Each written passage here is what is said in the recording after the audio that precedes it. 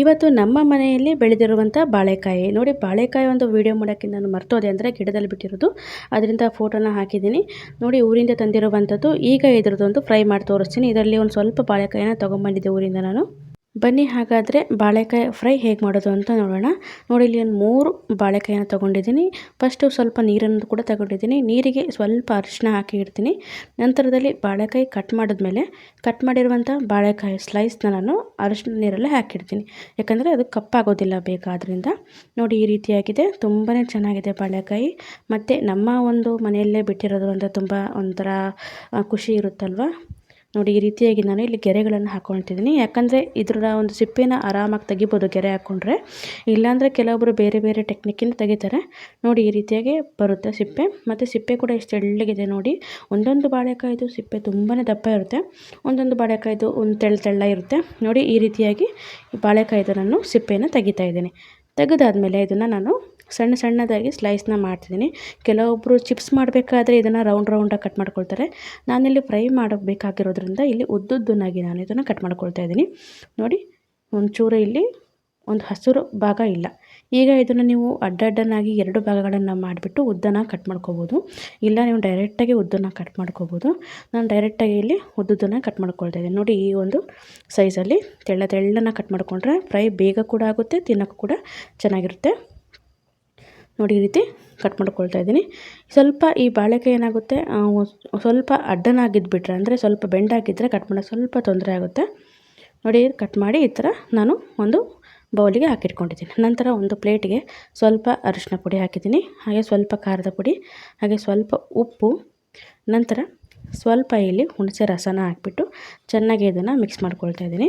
ಖಾರದ ಪುಡಿ ಸ್ವಲ್ಪ ಜಾಸ್ತಿ ಖಾರ ಇದೆ, ಅದರಿಂದ ಸ್ವಲ್ಪನೇ ಹಾಕ್ಕೊಂಡಿದ್ದೀನಿ. ನೋಡಿ, ಈ ರೀತಿ ಮಿಕ್ಸ್ ಆದಮೇಲೆ ನಂತರ ನಾವಿಲ್ಲಿ ಬಾಳೆಕಾಯಿ ಏನು ನಾವು ಕಟ್ ಮಾಡಿ ಅರಿಶಿನ ನೀರಲ್ಲಿ ಹಾಕಿದ್ವೋ ಆ ಬಾಳೆಕಾಯಿನ ಇದರಲ್ಲಿ ಹಾಕಿ ನಾವು ಚೆನ್ನಾಗಿ ಕಲಿಸ್ಬೇಕಾಗುತ್ತೆ. ನೋಡಿ, ಈಗ ಮಸಾಲೆ ರೆಡಿಯಾಗಿದೆ. ಈಗ ಬಾಳೆಕಾಯಿನ ನೀರಿಂದ ತೆಗೆದುಬಿಟ್ಟು ಈಗ ಈ ಮಸಾಲೆಯಲ್ಲಿ ಹಾಕಿ ಮಿಕ್ಸ್ ಮಾಡ್ತೀನಿ. ಮಿಕ್ಸ್ ಆದಮೇಲೆ ನಿಮ್ಮ ಹತ್ರ ಟೈಮ್ ಇದೆ ಅಂದರೆ ಒಂದು 10ರಿಂದ 15 ನಿಮಿಷ ಬಿಟ್ಟರೆ ಮಸಾಲೆ ಚೆನ್ನಾಗಿ ಹತ್ಕೊಂಡಿರುತ್ತೆ, ಅಂದರೆ ಒಳಗಡೆ ಎಲ್ಲ ತುಂಬ ಒಂಥರ ಸ್ಪೈಸಿಯಾಗಿ ಬರುತ್ತೆ. ಮತ್ತು ಖಾರ ಜಾಸ್ತಿ ಬೇಕು ಅನ್ನೋರು ನೀವು ಖಾರದ ಪುಡಿನ ಜಾಸ್ತಿ ಹಾಕೋಬೋದು. ಕೆಲವೊಬ್ಬರು ಕಾಳು ಮೆಣಸಿನ ಪುಡಿ ಕೂಡ ಹಾಕ್ತಾರೆ ಖಾರವಾಗಿ ಬರಲಿ ಅಂತ. ನೋಡಿ, ಈ ರೀತಿ ಮಿಕ್ಸ್ ಮಾಡಿದ್ದೀನಿ. ನಾನಿಲ್ಲಿ ಒಂದು 10 ನಿಮಿಷ ಬಿಟ್ಟು ಇದನ್ನು ಫ್ರೈ ಮಾಡ್ತೀನಿ. ನೋಡಿ, ಕಲರ್ ಕೂಡ ಎಷ್ಟು ಚೆನ್ನಾಗಿ ಬಂದಿದೆ ಅಲ್ವಾ. ಇದು ಖಾರದ ಪುಡಿ ಕೂಡ ತುಂಬ ಚೆನ್ನಾಗಿದೆ, ಕಲರ್ ಕೂಡ ಬರುತ್ತೆ ಹಾಗೂ ಖಾರ ಕೂಡ ತುಂಬ ಇದೆ. ನೋಡಿ, ಒಂದು 10 ನಿಮಿಷ ಆಗಿದೆ ಈಗ. ನಂತರ ಇಲ್ಲಿ ಚಿರೋಟಿ ರವೆ, ಅಂದರೆ ಸಣ್ಣ ರವೆ ತೊಗೊಂಡಿದ್ದೀನಿ. ನಂತರ ಒಂದು ಪ್ಯಾನ್ ತೊಗೊಂಡಿದ್ದೀನಿ. ಪ್ಯಾನ್ಗೆ ಸ್ವಲ್ಪ ಎಣ್ಣೆನ ಹಾಕ್ಕೊಳ್ತಾ ಇದ್ದೀನಿ. ಎಣ್ಣೆ ಸ್ವಲ್ಪ ಎಲ್ಲ ಸ್ಪ್ರೆಡ್ ಮಾಡ್ಕೊಳ್ತಾ ಇದ್ದೀನಿ. ಮತ್ತು ಈ ಬಾಳೆಕಾಯಿಗೆ ಜಾಸ್ತಿ ಎಣ್ಣೆ ಕೂಡ ಬೇಕು ಅಂತಿಲ್ಲ.